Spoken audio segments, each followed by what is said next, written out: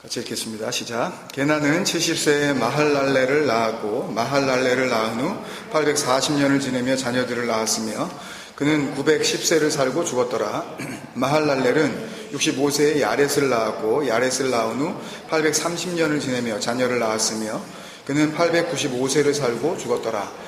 야렛은 162세에 에녹을 낳았고 에녹을 낳은 후 800년을 지내며 자녀들을 낳았으며 그는 962세를 살고 죽었더라.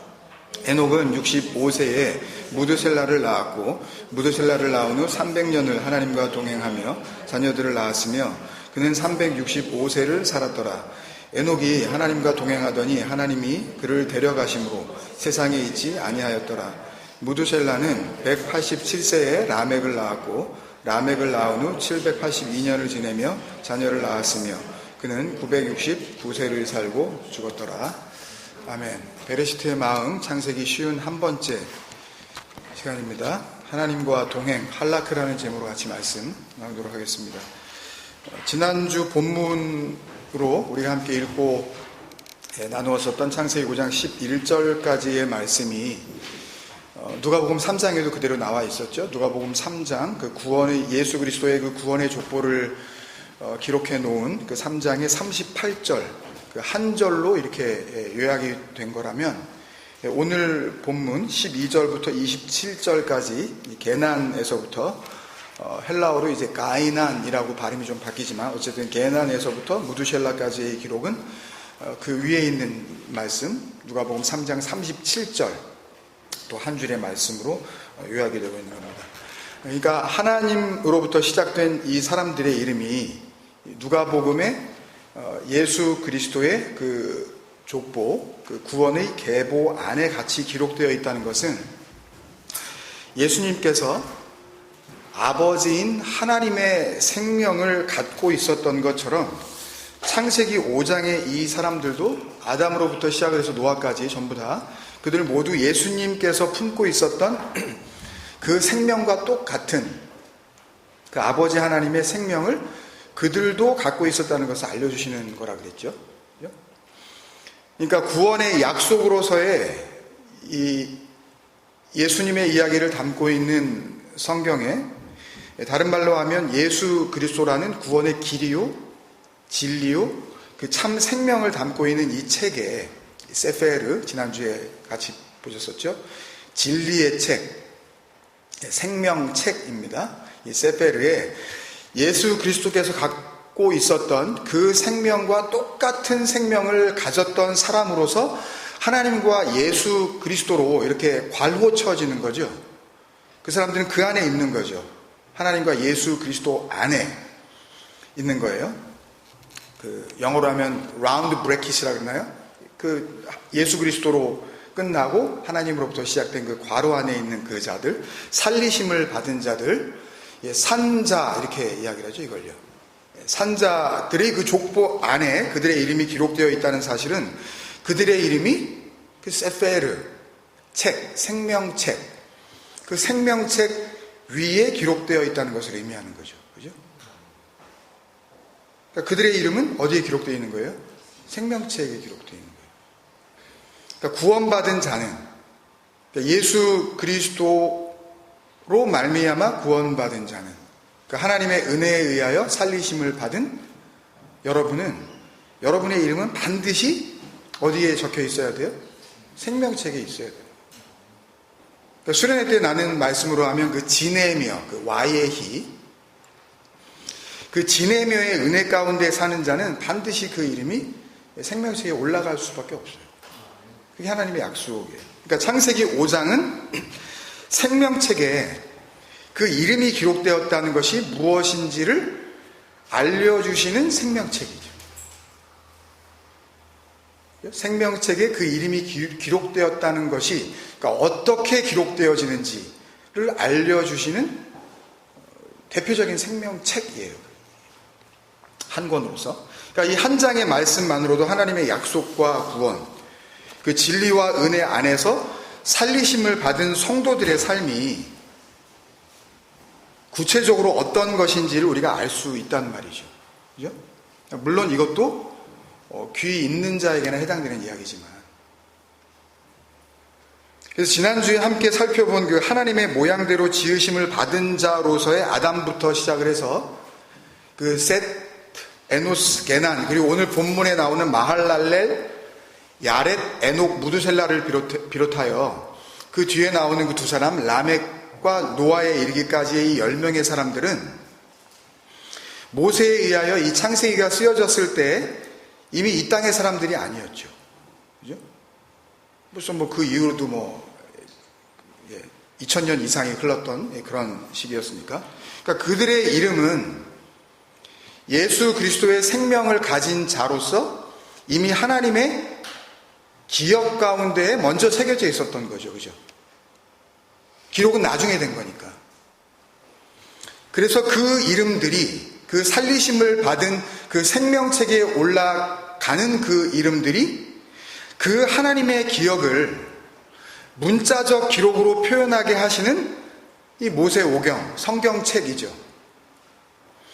이 생명책에 올라가게 된 거예요. 그죠? 그러니까 구원받은 자의 이름은 반드시 생명책, 성경책에 기록이 되는 겁니다. 그러니까 이 말은 실질적으로도 우리가 갖고 있는 이 성경책, 생명책으로서의 이 신구약 생명책 안에 내 이름이 발견되어진다는 의미도 있지만, 기록된 성경은, 우리가 보는 이 성경은 기록되기 이전에 하나님의 기억과 그 성경을 쓰게 하시는 모든 인간을 구원하시려는 하나님 아버지의 마음에 대한 문자적이고 가시적인 표현이라는 의미에서 보면 기록된 성경, 그러니까 기록으로서의 생명책 그 이전에 보이지 않는 성경, 그러니까 하나님의 마음이라는 의미에서의 그 보이지 않는 생명책, 거기에 먼저 구원받은 자들이 그 이름이 그 사람들의 이 땅 위에서의 삶의 모습이 그대로 새겨졌다는 의미로 보는 게 더 중요하고 훨씬 더 의미가 있다라고 말씀을 드릴 수가 있습니다. 그죠? 근데 이 하나님의 마음, 이 하나님의 기억에 대해서는 그 십계명 설교 6번째였죠. 진리로의 완성, 그 핫사밧 할 때 이미 그 자세히 나눴었던 적이 있어요. 그러니까 하나님의 기억이라는 말은 단순히 우리가 생각하는 어떤 memory, 어떤 remembrance 정도의 그런 의미가 아니라 자카르라 그랬죠. 그건 그 씨를 가진 상태, 그러니까 하나님의 생명을 품은 상태, 그러니까 아들을 잉태한 상태, 이거를 말한다 그랬죠. 마음으로 간직한다라는 그런 의미에서. 그러니까 우리가 하나님의 것을 기억을 한다 라는 그런 의미는 진리라는 말씀의 그 씨를 내가 갖는다는 의미가 되겠죠. 기억을 한다라는 것은 단순히 설교를 많이 들어가지고 그게 생각이 난다는 것과는 차원이 다른 겁니다. 그러니까 하나님의 생명을 품는 것, 하나님의 아들을 낳는 것, 이런 뜻이란 말이에요. 그래서 그때 그 출애굽기 20장 8절 이하의 말씀을 나누면서 안식일을 기억하여 거룩하게 지키라는 그 말씀의 의미도 주일 성수 잘하고 개근상 준대요. 그러면 천국 가면 교회 갈 때 목욕 재개하고서 옷 깨끗한 거 입으라는 그런 얘기가 아니라 너희들의 열심으로 나를 섬기려고 하면 결코 정결케 될 수 없지만 안식의 날, 그 욤 핫사밧이었죠. 그 안식의 날이 의미하는 그 씨, 그 생명, 그 진리, 그 아들을 마음으로 자카르 기억하면, 그걸 마음으로 품으면 그게 레카데쇼, 그게 거룩이야, 그게 죄 씻김이야, 그게 율법의 저주에서 해방되는 거야. 그래서 하나님께서 우리에게 주시는 짐은 가벼운 거예요. 일단 할 게 없으니까 할 수도 없어요. 그러니까 그게 원문의 의미라고 확인했었잖아요. 그래서 죄, 하나님께 대적, 너희들의 열심, 그죠? 그리고 거룩, 쉼, 그 참된 안식, 그 자카르로서의 하나님의 그 기억, 그것이 곧 마음으로 간직하게 되는 것. 이걸 이렇게 설명드렸었잖아요. 그죠? 그러니까 오늘 창세기 5장의 이 예수 그리스도의 구원의 족보에 실제적으로 그 이름들이 기록된 이 10명의 사람들은 이렇게 생명책으로서의 성경책에도 그 이름이 올라가는 것은 물론이고, 또 성경 이전에 하나님의 기억, 그 자카르 라는 의미에서의 보이지 않는 그 영원한 생명책에도 그 이름이 기록됐다는 의미인 거예요. 그러면 나는요? 여러분은요? 그럼 예수 믿고 다들 구원받았다고 하시는 여러분은요? 교회 다니는 그 수많은 사람들은요? 올라간 거예요? 잘 모르시겠어요? 내가 하나님의 구원과 상관없는 자라고 생각하는 사람이야 뭐 그런 거에 관심도 없겠지만, 구원받았다고 나름대로 자신하고 있는 대다수의 그 기독교인들은 어떻겠냐고요. 요한계시록에 보면 계시록 20장 15절에 누구든지 생명책에 기록되지 못한 자는 불못에 던져진다는 말씀도 있고, 뭐 불못이 뭔지 지금 이걸 다 설명드릴 그런 시간적 여유는 없으니까 뭐 나중에 기회가 있겠죠. 하여튼 하나님의 나라가 아닌 그 어떤 곳을 의미하는 그 상징적인 단어로서 불못을 말씀하시는 거죠. 뭐 지옥에 가면 불타오르고 뭐 거기서 뭐 뜨거워서 죽겠고 뭐 이런 것으로 상상하시면 안 되는 거예요. 또 완성된 하나님의 나라를 의미하는 그 새 예루살렘, 새 하늘과 그 새 땅이 임할 때에 거기에 들어갈 수 있는 사람도 오직 누구요? 그 어린 양의 생명책에 기록된 자들만 들어갈 수 있다고 하신 말씀만 보더라도 하나님의 나라에 들어가는 것과 구원받았다는 것과 생명책에 내 이름이 있느냐 없느냐의 문제는 뛸래야 뛸 수 없는 관계일 것이란 말이에요. 그러니까 여러분들은 어떠시냐고요. 그러니까 이런 이야기를 하면 또 어떤 사람은 그러겠죠. 그런 거는 죽어봐야 한다고. 내 이름이 생명책에 올라가 있는지 안 올라가 있는지 그걸 우리가 어떻게 아냐고. 그건 하나님이 하시는 일이지 감히 인간인 주제에 하나님이 하시는 일을 갖다 넘보려고 하는 거는 교만하고 주제넘는 일 아니냐고. 뭐 그렇게 말할지는 몰라요. 맞아요. 그건 하나님이 하실 일이에요. 아니, 하나님만이 하실 수 있는 일이에요.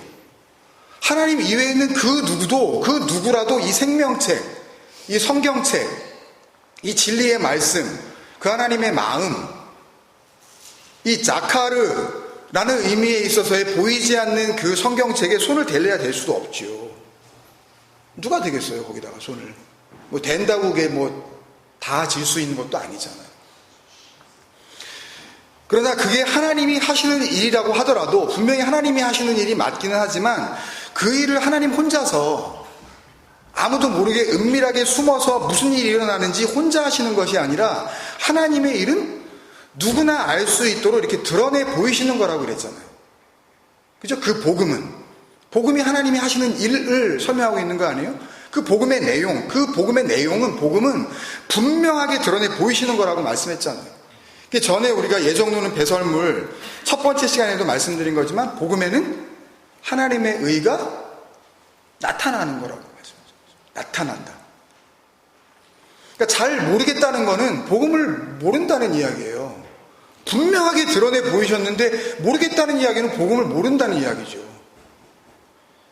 그러니까 뭘 묻지 말라고 그러는 거는, 그런 거 묻는 거는 그건 믿음 없는 거라고 그러면서 그런 그 불경스러운 질문을 하는 거 아니라고 이렇게 하는 거는 정말 복음을 몰라도 너무 모르는, 질문하세요. 그 의로운 의문을 가짐으로 말미암아 예수님께서 대답하신 거 아닙니까? 내가 길이요 진리요 생명이니. 이 대답은 도마가 주님 어디로 가십니까? 라고 물어보니까 대답하신 거 아니에요. 정말 순수하고 그 완전히 죽은 자로서의 그 갈급한 심령 가운데 나오는 그 질문은 나를 살리고 남을 살린다니까요. 그 질문에 의하여. 그러니까 두려워하지 마시라고요. 의문을 갖는 것에 대해서. 물어봐야 돼요. 왜일까? 왜 그러실까? 왜 이렇게 하실까? 이 말씀은 뭘까?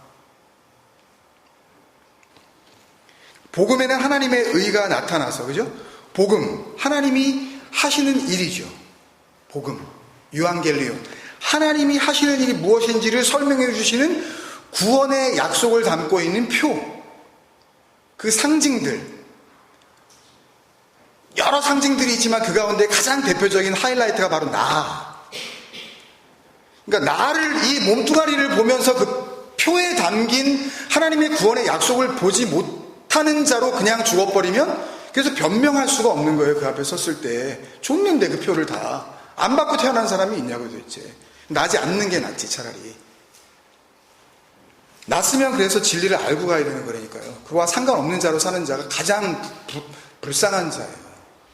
가뜩이나 그것을 갖다가 이렇게 맛본다고 하면서 교회를 열심히 다니고 이렇게 헛시간을 보내는 그 사람들이 더 불쌍하고요. 안 다니고 차라리 그냥 모른 채 그냥 열심히 놀고 그냥 먹고 차라리 그렇게 사는 게 낫지. 그 교회는 우리에게 구원을 주지 못하지 않습니까? 나서 죽을 때까지 주일 성수를 한 번도 안 빠지고 했다고 한들, 그게 만약에 구원의 요소가 된다면 그러면 성경은 전부 거짓말 아니에요. 예수는 왜 오셔야 되냐고요? 뭐 장난하는 거예요? 복음은 진리입니다. 하나님이 하시는 그 열심을 담고 있는 내용이잖아요. 하나님의 의는 뭐예요? 하나님의 거룩함을 이야기하는 거죠. 인간이 흉내낼 수 없는, 사람에게는 없는, 인간에게서는 찾을 수 없는, 그러나 구원을 위하여서는 인간에게 꼭 필요한, 그게 하나님의 의지요. 우리에게서는 찾을 수 없는 거예요. 그래서 그걸 주셔야 되기 때문에 선물이라 그러는 거죠. 한마디로 은혜입니다. 그래서. 그리고 나타나나니, 나타난다 했었죠. 우리가 아포칼리프토 그랬죠. 덮개를 이렇게 씌워놨다가 덮개를 이렇게 벗기다, 베일을 이렇게 벗겨주다, 잘 볼 수 있도록 정확하게 보여주다, 알아볼 수 있도록 드러내다. 복음은 그런 거란 말이에요. 복음에는 하나님의 의가 뭔지 정확하게 보여준다고. 그러니까 진리와 은혜는 하나님의 것이 맞기는 맞지만 그건 하나님 혼자 독점하시고 인간들이 죽을 때까지 아무도 모르게 감추어 두는 것이 아니라는 말이에요. 아포칼리프토. 그래서 생명책에 구원받은 자의 이름이 기록된다는 것은 하나님만이 하실 수 있는 일인 것은 분명하지만, 내가 생명책에, 내 이름이 성경책에 살리심을 받은 자로서 기록되었느냐, 기록되지 못했느냐 여부는 죽어봐야 아는 것이 아니라 죽기 전에 알고 가는 아포칼리프토. 그러니까 내가 거기에 올라가는지 잘 모르겠는데요, 그러면 안 올라간 게 맞습니다. 알게 돼 있어요. 정확한 거기 때문에 아포칼리프토. 그래서 이 진리와 은혜 안에 있던 바울이 뭐라 그래요? 누가 생명책에 기록됐는지, 누구 이름이 생명책에 있는지 알 수 있다 그런단 말이에요. 빌립보서 4장 3절입니다. 또 참으로 나와 멍에를 같이 한 내게 구하노니 복음에 나와 함께 힘쓰던 저 여인들을 돕고, 또한 글레멘드와, 전부 딱 여기 한번 나오는 이름들인데, 그 외에 나의 동역자들을 도우라. 그 이름들이 생명책에 있느니라. 파호노마타 엔 비블로조에스. 이게 요한계시록에 나오는 그 생명의 책. 하나님의 마음을 담고 있는, 누가 구원받은 자인지를 구별하시는 그 하나님의 기억, 그 자카르로서의 그 생명책, 거기에 있다 그러잖아요. 아는 거예요. 바울이 이 편지를 쓸 때만 해도 바울은 자기가 쓰는 이 편지가 지금 우리가 갖고 있는 것처럼 성경 66권 안에 포함될 거라는 사실을 몰랐기 때문에 편지였단 말이에요. 그냥 바울이 지금 이 빌립보 교우들에게 보내는 편지에서 생명책이라고 말한 것은 여러분들이 손에 들고 있는 이 비저블한 성경책을 말한다기보다는 구원하시는 하나님의 마음으로서 하나님의 그 기억이라는 의미에 보이지 않는 영원한 생명책을 의미하는 거겠죠. 그죠? 그러니까 생명책에, 성경책에 그 이름이 올라가 있는지 올라가는지 알 수 있는 거예요. 그러면 구원받은 내 이름은 어디에 있어요?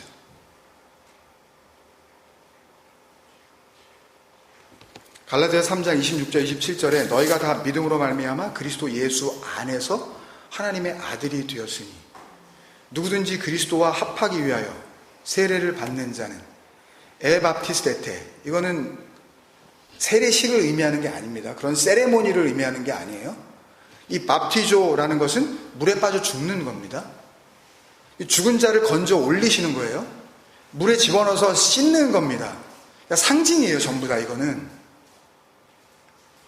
세례식 뭐 필요하겠죠. 그러나 세례식이 우리를 구원하지 않는 겁니다.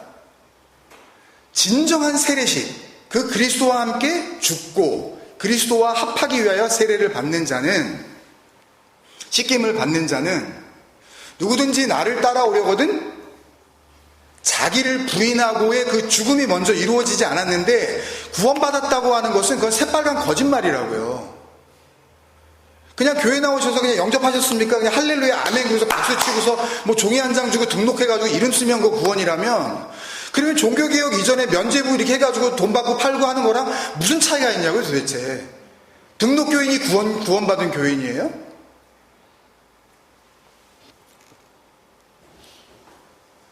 서로가 속고 속이는 거란 말입니다. 이건 다 자기 부인, 그 그리스도와 연합하여 세례받게 되어지는 그 죽음, 물에 빠져서 죽는 그 진리 안에서 죽어버리는, 물 위에서부터 흘려주신 하나님의 말씀, 그 안에서 죽는 그 분명한 자기 경험이 없는데 어떻게 구원받아서 그럴 수 있냐고요. 안 죽었는데 어떻게 살려요 그거를. 죽어야 살리는데. 그렇게 되면 그리스도로 옷 입었느니라. 그죠? 이건 여러 번 해봤으니까, 그죠? 그리스도로 옷 입다라는 크리스토스 엔디오라는 뜻은 원래 그리스도를 입다라는 그런 뜻이에요. 그리스도라는 옷이 세상에 어디 있어요? 옷에다가 여기다가 뭐 그리스도라고 붙이면 그리스도 옷입니까? 없잖아요, 그런 건. 뭔가 다 의미를 지금 담고 있는 거 아닙니까? 아버지의 마음을. 구원이 뭔지를 설명하시려고 애쓰신 하나님의 열심이 있단 말이에요, 말씀 안에. 엔디오, 그 NAD 썼을 때는 그 안으로 흡수되다, 그 안에서 빠지다, 그 안에 빠져서 나는 없어져 버리고 그냥 그 안으로 스며든 상태로 그냥 되어지다 라는 그런 말씀의 뜻이거든요. 엔디오, 옷 입다라는 뜻은. 옷을 입으면 옷 안으로 내가 감춰지고 드러나는 건 뭐예요? 이거밖에 없잖아요. 배가 좀 나왔는지 뭐 이게 다 감춰지잖아요, 이걸로 이게. 예? 수술 자국 이런 게 다 이게, 예? 이것만 보이잖아요. 예수 그리스도로 옷 입으면 그리스도만 보인단 말입니다. 그걸 얘기하시는 거예요 지금 하나님께서. 그러니까 내 이름은 예수 그리스도 안에 엔디오, 흡수된 채 예수 그리스도 안으로 스며들어서 뭐로 기록되겠어요? 예수 그리스도로 기록이 되죠. 그러니까 성경에 나와 있는 예수 그리스도에 대한 모든 기록은 나에 대한 기록으로 그렇게 읽혀질 수밖에 없는 거예요. 어떻게 저렇게 불경스러운 말을 저렇게 쉽게 할 수 있을까라고 또 생각하실지 모르지만 그게 복음이잖아요. 하나님의 아들 되게 하시려고 하는 하나님의 그 열심. 그게 성경책이 됐든 보이지 않는 자카르로서의 하나님의 그 기억에 남아있는 생명책이 됐든 간에요. 예수 그리스도로 기록이 되는 거예요, 생명책에. 그러니까 생명책에 내 이름이 있는지의 여부는 어떤 분들에게는 여기서부터 좀 힘들게 어렵게 들리실지도 모르겠지만 그리스도와 함께 죽고 하나님의 아들로 그리스도로 살리심을 받았느냐에 의하여 결정이 되는 거예요. 이건 각 개인에게 일어나는 지극히 개별적인 하나님의 역사이기 때문에 내가 먼저 알게 돼 있어요. 그래서 고린도후서 13장 5절에 너희는 믿음 안에 있는가 너희 자신을 시험하고 너희 자신을 확증하라.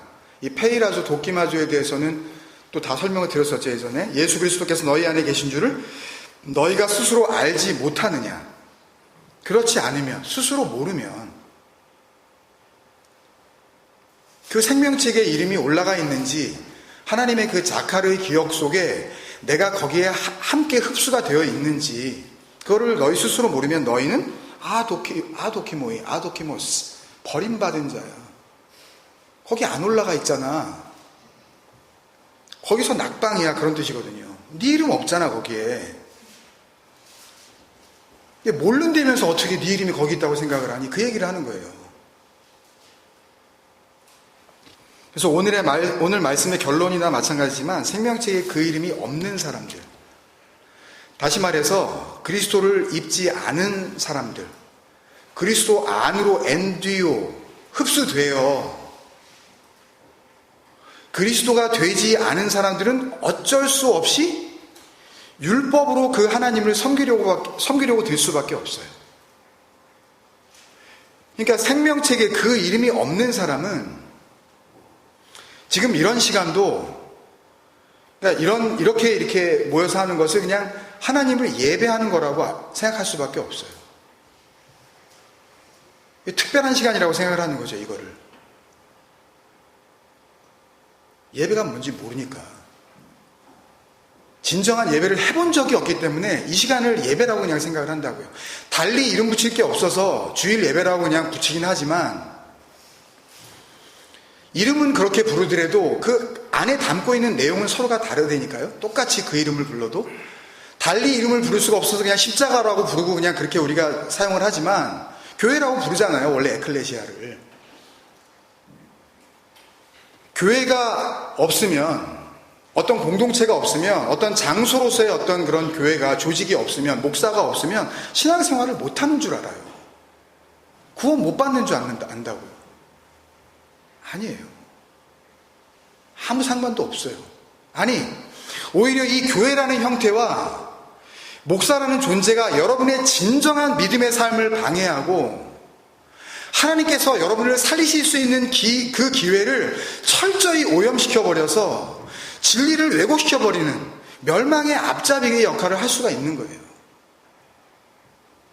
실제로 그러고들 있어요. 근데 그거를 좋아라더래요. 내 교회 그러면서 우리 목사님 그러면서. 그래서 생명책에 대하여 집중적으로 말씀하고 계시는 요한계시록에도 보면 이 생명책에 기록되지 못한 자들의 특징이 나오는데 그게 예배예요. 앞뒤로 좀 설명해 드려야 될 부분이 많지만 여러분들이 지금까지 배우시고 은혜 안에 거하시면서 마음으로 간직했었던 여러 진리의 내용들이 있다는 것을 믿고 한 절의 말씀만 한번 볼게요. 요한계시록 13장 8절입니다. 죽임을 당한 어린 양의 생명책에 창세 이후로 이름이 기록되지 못하고 생명책에 이름이 없는 자들이에요. 그들은 이 땅에 사는 자들은 다 그 짐승에게 경배하리라. 여기에서 이 짐승을 제대로 이해하지 못하게 되면 요한계시록 전체를 엉뚱하게 해석하게 됩니다. 이 짐승은 창세기 1장 6째 날에 대한 그 설교 그 말씀 나눴을 때의 그 내용이나 창세기 3장에서 나눴었던 율법의 저주와 관련된 말씀을 기억하고 계신다면 오해하지 않고 얼마든지 쉽게 이해하실 수가 있어요. 잘 모르시겠으면 그 말씀들을 좀 참고하세요. 그리고 여기 경배하리라로 번역된 헬라어 동사 프로스키네오라는 우리가 잘 아는 그 단어인데요. 프로스키네오라는 것은 요한복음 4장에 예수님과 사마리아 여인의 그 만남 가운데 예수님께서 말씀하셨던 하나님은 영이시니 예배하는 자가 영과 진리로 예배할지니라의 그 예배할지니라와 같은 단어예요. 프로스키네오. 프로스는 누군가를 향하여, 키네오는 키온에서 온 겁니다. 예정론은 배설물 그 마지막 시간에 나누었었던 스키발로에서 그 배설물, 개똥이라고 했었던 그 개, 그게 키온이에요. 그러니까 하나님을 향하여서 개처럼 가서 핥고 있는 그 모습, 완전히 그 종된 모습을 의미하는 게 프로스키네오, 예배입니다.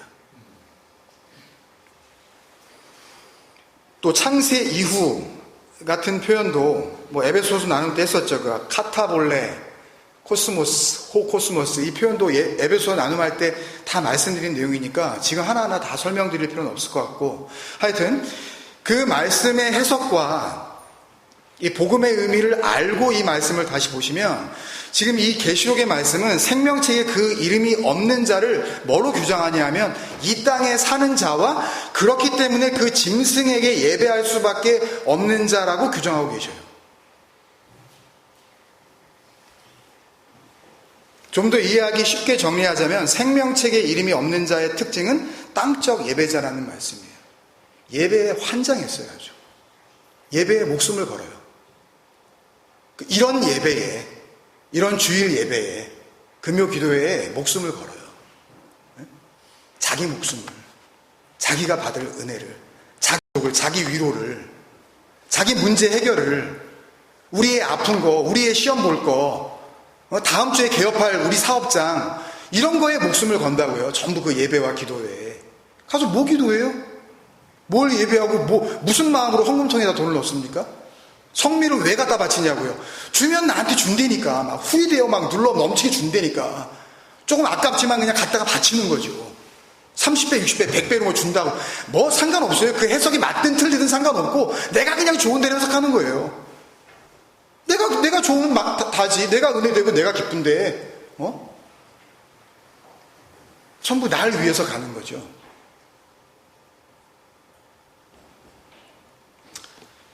생명책에 이름이 없는 자의 특징은 땅적 예배자예요. 땅적 예배가 뭐예요, 여러분? 나는 땅, 하나님은 하늘. 그래서 땅인 나는 죽을 때까지 하늘에 있는 하나님을 바라보면서, 왜? 거기 가고 싶으니까. 천국 가고 싶으니까. 그게 뭔지도 모르면서 그냥. 뭐 좋은 데라 그러니까 그냥. 그 하늘인 하나님을 향하여서 최선을 다해서 섬겨드려야 되는 거죠. 내가 땅이고 하나님이 하늘이니까. 그 신이 무서워서. 그 앞에서 쩔쩔매고 감히 그 이름도 잘 못 부르고 그분 심기 건드리지 않기 위해서 주일성수, 11조 생활, 교회봉사, 건축헌금, 새벽기도, 철야 예배 이런 거 빠지지 않는 게 이게 덕을 세우는 거예요. 이게 누이 좋고 매부 좋고 나도 좋고 하나님도 좋고 나는 문제 해결되고 하나님은 내가 그 예배 자꾸 참석해가지고 달래주니까 그 아버지 좋고 뭐 이런 식으로 계산을 하는 거죠. 진리가 뭔지 은혜가 뭔지 알고 싶지도 않아요. 내가 좋으면 그냥 끝이에요. 이미 그렇게 변질될 대로 변질돼서 완전히 뿌리를 내린 게 교회 아닙니까? 그게 기독교인들 아니에요? 이런 종교적인 게 아니더라도 그 땅에 사는 자, 나죠, 나. 자기 자신밖에 몰라요. 자기 자식밖에 몰라요. 자기 자식. 우리 가족밖에는 몰라요. 심지어는 우리 교회밖에는 몰라요. 자기 몸이 자기 자신의 만족과 즐거움을 위한 수단이자 목표가 되는 거, 그게 다 땅적 예배예요. 땅을 섬기는 거잖아요. 그게요. 땅에 있는 모든 것들을 그냥 즐거워하는 거잖아요. 땅 한 평 늙히는 거, 집 한 칸 더 갖는 거, 돈 몇 푼 더 얻는 거, 나쁘다는 게 아니에요. 그거 하세요. 그렇게 잘 먹고 잘 사시라고요. 돈 모으시면 여행도 가시고 그러라고요. 없어도 좋아요. 이 공동체에 그런 거 없어요. 물질 없어도 된다고요. 그런 거 가지고 유지하는 게 아니니까. 없으면 많은 거고. 결국 이 땅에서 하나님의 아들이 되지 못한 채 살아가는 모든 인간은 땅에 사는 자고 짐승에게 예배하는 자가 되는 거예요. 나는 짐승에게 예배 안 했는데요. 그런 게 아니라 그냥 여기 의미를 담고 있다고요. 상징. 이게 딱 무슨 얘기겠죠, 여러분? 떠오르시는 그 말씀 없습니까, 여러분? 몇 주 전에 11월 마지막 주에 그 가인의 성전 하노크 그 말씀 나눌 때 하나님이 주시는 그 약속의 표, 그 은혜의 약속을 알아보지 못하고 떠나버린 가인이 에덴의 동쪽 키드마트 에덴, 하나님의 집 반대편. 거기 가가지고 엉뚱한 예배의 자리죠. 거기 가서 놋 땅에 거주하던 야샤브 베레츠 놋 그랬죠. 그 땅이, 그 유리 방황하는 그 땅이 자기 살 곳인 줄 알고 거기 그냥 눌러 앉는 거예요. 그냥. 거기서 예배자가 되는 거예요. 정확히 지금 이 계시록의 말씀이죠. 그러니까 예수님의 그 생명의 족보에 올라가지 못한 가인과 거기에 속한 그 후손들의 삶이 에덴의 동쪽, 그 키드마트 에덴, 하나님이 기뻐하시는 성전 그 반대편에 가서 여기가 우리가 살 땅이지 라고 생각을 하면서 거기서 예배하게 되고 놋 땅을 의지할 수밖에 없는 자로 살고 있다는 말씀과 같은 말씀이에요. 반대로 그러면 살리심의 은혜를 받고 구원의 족보 가운데 있는 자는 이 땅에 여전히 있기는 해요. 또는 이 땅에서 없어질 수도 있고요. 근데 그들은 더 이상 이 땅에 사는 자가 아닌 거죠. 아까 요한계시록 13장에 나왔었던 살다라는 그 카토이케오는 땅과 결합된 것을 의미하는 거거든요. 땅과 하나가 된 상태를 의미하는 단어가 카토이케오예요. 그냥 뭐 땅을 이렇게 몇 평을 이렇게 해가지고서 이 땅이 내 땅이니 하고 이렇게 하는 그런 의미가 아니라 카토이케오는 여기에 소망이 있다고, 이 땅에 소망이 있다고, 거기다가 마음을 갖다 다 뺏기는 거예요. 그들은 이 땅에 사는 자가 아닌 거죠. 하나님의 생명의 은혜를 받은 그들은 이 땅을 내가 영원히 살아야 할 근거지로 생각하지 않는다는 말씀이에요. 이 땅에서 똑같이 살아요. 근데 이 은혜의 족보 안에 들어간 사람은 은혜의 족보 안에 들어간 그때부터 나도 알고 아버지도 알고 내가 누구인지 그리스도로 옷을 입은 건지 하나님의 아들이 된 건지 아는 그 순간부터 이 땅에 사람이 아닌 채 살아가게 되는 거라고. 근데 이 모든 일들은 내가 이루는 게 아니라 그 은혜를 주시는 하나님께서 이루시는 일이기 때문에 생명책에 그 이름을 쓰시는 분은 그 생명책의 주인이 되시는 아버지 하나님이시므로 그 사람은 하나님에 의하여 이 땅에서 데려감을 받은 거라고 말할 수 있겠죠. 하나님에 의하여 생명책의 이름이 올라갔으니까 이 땅에 더 이상 없는 자로 보시게 되는 거니까. 예수 그리스도께서 하나님에 의하여 살리심을 받은 것처럼 그 예수 그리스도 안에 있는 내가 그 살리심의 은혜 가운데 같이 들어가게 되는 거. 이렇게 더 이상 내가 이 땅에 사는 자가 아니라는 걸 나도 알고 그분도 알게 되면 그때부터는 당연히 이 땅적 예배 이걸 멈추게 되겠죠. 이런 걸 예배라고 생각하지 않아요. 굳이 우리가 이렇게 모여야 한다면 이유는 하나예요. 말씀 안에 담겨져 있는 하나님의 그 복음이 무엇인지 그걸 좀 더 그냥 알기 위해서 뭐 다 아셨으면 그래서 안 나와도 된다 그랬잖아요. 그러니까 우리가 안 나오면 그렇게 알기로 약속한 거 아닙니까? 그 진리 퍼주러 가신 줄 알고 그렇게 갔다 오시면 좀 그 얘기도 좀 이렇게 나눠주시고 카페도 올려주시고 그러면 참 더 좋을 것 같아요. 하여튼 그 사람은 이 땅에서 데려가신 자가 되는 거죠. 그때부터는 당연히 이 땅적 예배, 그러니까 영적 그리스도를 육적 예수로 계속 묶어두는 그런 수많은 절기들, 뭐 아기가 낳다 그러고 뭐 나지도 않은 날을 뭐 그날이 생일이라 그러면서 막 부활절로 이렇게 해가지고 막 그 육적 예수의 탄생을 영적 그리스도로 넘겨주려고 그러는데 그 몸이 죽은 그 사건을 자꾸만 뭐 부활이라 그러면서 매년 죽였다 살리고 하는 건 절기들을 만들어내서 그 안에 담겨져 있는 진정한 진리의 내용을 설명해주면 무슨 그 절기가 그렇게 많이 필요하냐고요. 그 예배들. 영이신 하나님을 내 수준의 그 섬김을 받으시는 하나님으로 더 이상 우러러보지 않게 될 거 아니에요. 그죠? 이 땅에서는 그거 할 필요가 없으니까. 하나님과 나의 진정한 동행이 이루어지는 거죠. 그래서 이 내용을 잘 알고 있는 요한 사도가 요한 1서에서 우리의 교제는, 우리의 사귐은 아버지와 그 아들 예수 그리스도와 더불어 누림이라 그러잖아요. 코이노니아. 누리는 거예요. 그 은혜와 자유와 평안과 기쁨을 알아야 누리지. 근데 네? 알아야 누리지. 하나님과 나의 진정한 동행이 이루어지면서 더 이상 프로스퀴네오, 개처럼 그 발을 핥으려고 하지 않고 코이노니아, 살인과 교제, 그 하나님의 같은 뜻 안에서 누리게 되는 거죠.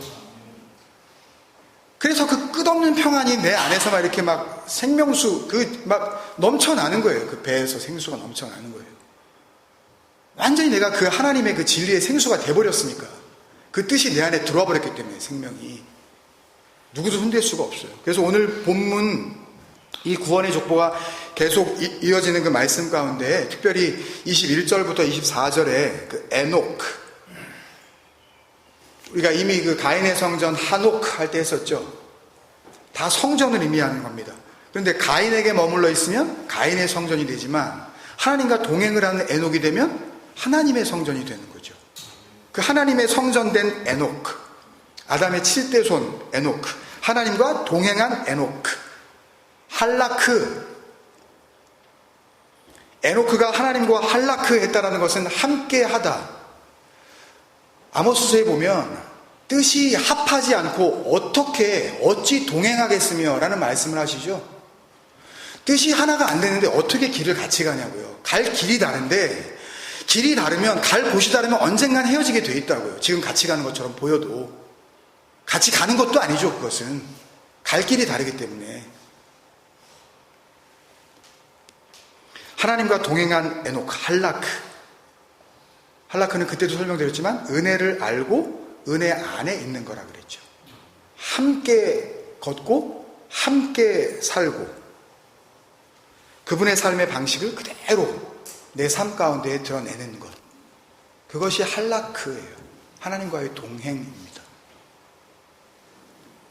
그 하나님과 동행한 에녹을 하나님이 데려가심으로, 이건 뭐 다 했으니까는 설명 안 드릴게요. 라카흐, 그렇죠? 하나가 되어지는 거죠. 한 몸을 이루는 거죠. 그래서 요한계시록에 그렇게 혼인잔치 이야기가 자꾸 나오는 겁니다. 뭐 결혼하자는 이야기가 아니라 그 하나됨을 설명하시기 위해서 세상에 있지 아니하였더라. 그죠? 이 땅에서는 없는 자가 되는 거예요. 이런 말씀을 하신 이유를 우리가 알 수 있는 겁니다. 그러니까 24절 말씀은 하나님과 동행한 그 에녹을 하나님이 데려가심으로 이 땅에 있지 아니하였더라는 말씀은 에녹이 산채에 승천되었다는 기록이 아니라 창세기 5장의 나머지 9사람의 그 죽었더라, 무투라 그랬죠. 관련된 설교 들어보셨어요? 이거 제가 몇 군데 설교를 들어보시라 그랬죠. 안 들으시면 이게 뭔 소리인지 잘 모릅니다. 또 잊어버리셨으면 한번 더 다시 들어보세요.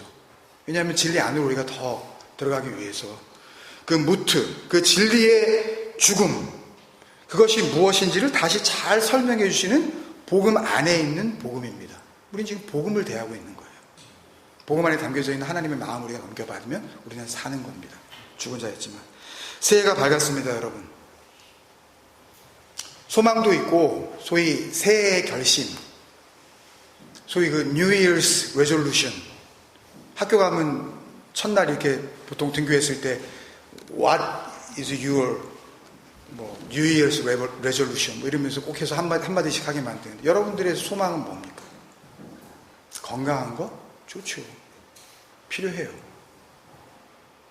일하시는 것마다 잘 되시는 거? 필요하죠. 공부 잘해서 좋은 학교 가는 거? 필요해요. 그러나 그 모든 땅의 것들이 없어졌을 때에도 없어지지 않는 것들을 소망할 수 있는 그 생명과 은혜가 넘치는 2015년 한 해가 되시기를 주님의 이름으로 축원합니다. 여러분들의 이름이 하나님의 생명책 위에 올라가 있는 하나님과의 코이노니아, 사귐이 있는 그런 한 해가 되시기를 간절히 소망합니다. 우리 같이 한번 기도하시겠습니다.